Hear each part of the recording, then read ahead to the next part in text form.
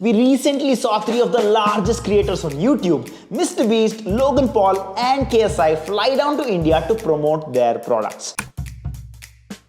Feastables, a chocolate bar that was recently launched by MrBeast, and Prime, an energy drink which was launched by Logan Paul in collaboration with KSI. So, we first decided to try them out ourselves to see if they were any good. Packaging ಎಲ್ಲ ಚೆನ್ನಾಗಿದೆ, tasting ಇದೆ.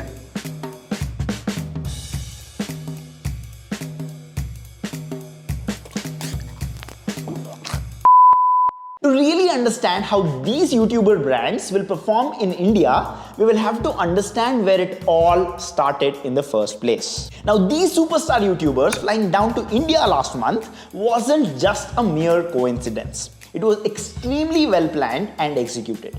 And it all started in July of this year when MrBeast launched this video on YouTube. And whichever one lasts the longest in this queue wins that $1 million for their subscribers. Which featured one of India's biggest creators, Minati. The comment section on this video was just insane, with millions of Indians commenting and engaging on it. Now, while most people would just see this as a well-performing video, for MrBeast, this was a potential for expanding his businesses. But how? How does a video going viral correlate to business expansion?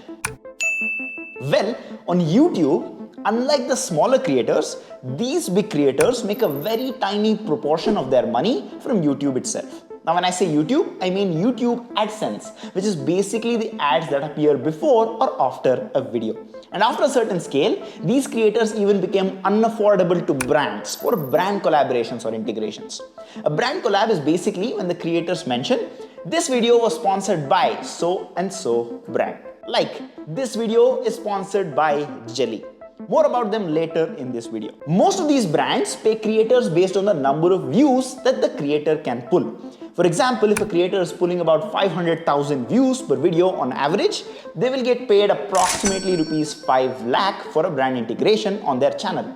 And if they're pulling about 1 million views on average per video, then they get paid about rupees 10 lakh per video. When these creators start pulling an average of about 100 million views per video, hardly any brand in the world can pay rupees 10 crores for one brand integration. This becomes an earning bottleneck for these creators. So, roughly at after the 10 million views per video mark, their earnings from brand integration gets capped. This leaves these larger creators with no other option but to start their own businesses, either by launching their own products or providing services. Every business in the world has two sides that it needs to excel at to become successful. On one side is the product or service they offer, and on the other side is the distribution. Since these creators have already amassed such a large audience, they have their distribution side of the business sorted. So, as soon as they launch their business, they do not have to worry about their brand awareness, acquiring customers, or other such marketing costs. In a way, they already have customers who are willing to buy from them, and all they have to do is launch their product. Now, when it comes to creator-led businesses, one of the most important things to remember is that not all distribution is equal. MrBeast's audience is very different from a Mark Rober's audience or Veritasium's audience, and very different from, say, a Minati's audience. So, when these creators launch their businesses, they need to consider their distribution before launching their products.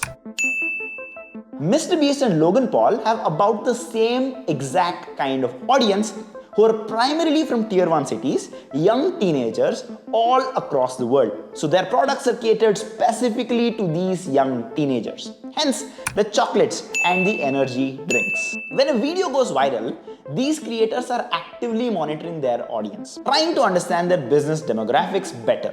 If they're getting a higher viewership from a certain geographic location, then they need to double down and ship their products to that location.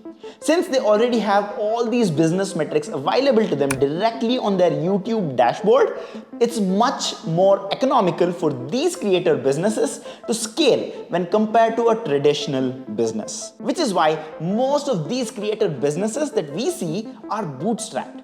They don't spend enormous amounts of money on advertising and can even run fine-tuned experiments and scale their business without having to spend any money on market research. Now, if a Nike or Hershey's have to expand their business to a new geographic location, they have to do an extensive market research and lots of advertising, which ends up costing them a lot of money. Because if they don't do this, they'll be accumulating a lot of losses in an undesired geographic location. And if they make a few such mistakes, the company is going to sink. Now, the chance of failure of a YouTuber's business because of this approach is much lesser compared to a traditional business. Sometimes, even if their product is shit, they will still be able to make a decent amount of money with that shitty product. TechBurner's recent product release, the Anarch watch, is a prime example of this. Just a few weeks back, Shlok, aka TechBurner, and his partner Neil released a smartwatch, claiming that their watch competes with the best watches like the Samsung and the Apple watches. First comment, ये China से लेके आएगा. We thought कि भाई we have to design something that beats Apple Watch. It turned out that it was just another Chinese watch with a nice looking case. But they still pulled off a revenue of over 8 crores in just a few days.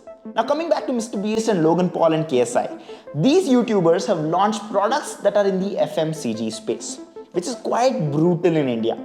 Companies have failed to increase their prices by a single rupee over the last 2 decades. Even some of the biggest players like Lay's haven't been able to increase the price of the chips by a single rupee. It has stayed at rupees 10 for over 2 decades now.